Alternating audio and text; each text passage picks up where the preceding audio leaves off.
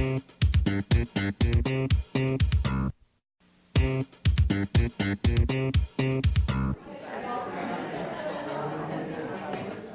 audience looks wide awake so far. I'm Pamela Weeks. I'm the Binney Family Curator of the New England Quilt Museum.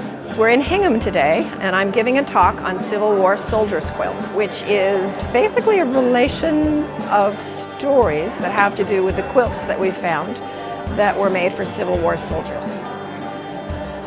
There was a Civil War soldiers' quilt made in Hingham, signed by many Hingham people that survived the war and is now in a collection in Nebraska.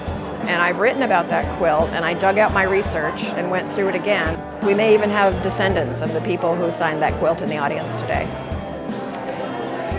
To me, it's the women's history that we learn through the quilts.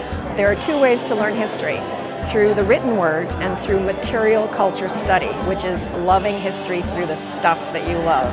Whether it's a 1959 Chevrolet El Camino or quilts in my case, you can learn history through material culture.